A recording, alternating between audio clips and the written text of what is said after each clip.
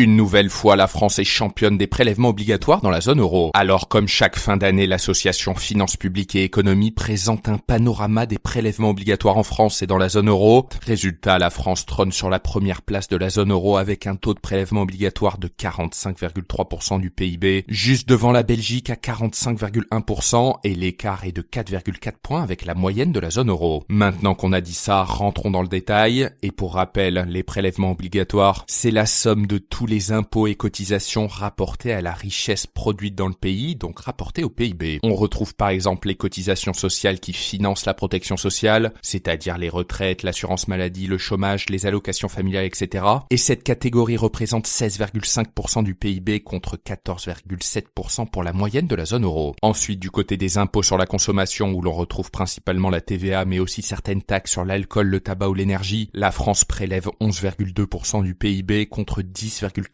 pour la zone euro. Maintenant, côté impôt sur la production, c'est là où ça grince vraiment. Ce sont en fait des impôts payés par les entreprises indépendamment de leurs bénéfices. Ils portent sur le fait de produire ou d'exister économiquement, comme avoir des locaux, des équipements, une masse salariale, générer du chiffre d'affaires, mais peu importe la rentabilité. Et ce taux grimpe à 4,4% du PIB contre 2,2% dans la zone euro et 1% seulement en Allemagne. À côté, on retrouve donc le produit de l'impôt sur les sociétés, donc sur leurs bénéfices, qui représente lui 2,9% du PIB et qui est donc un peu plus faible que la zone euro qui est lui à 3,2%. Enfin, côté impôt sur les revenus des ménages, il se retrouve à 9,4% du PIB contre 9,6% dans la zone euro. Bref, si l'on cumule l'ensemble des prélèvements obligatoires, le taux se retrouve donc à 45,3%, taux le plus élevé de la zone euro contre 40,9% pour l'Allemagne, tout comme la zone euro.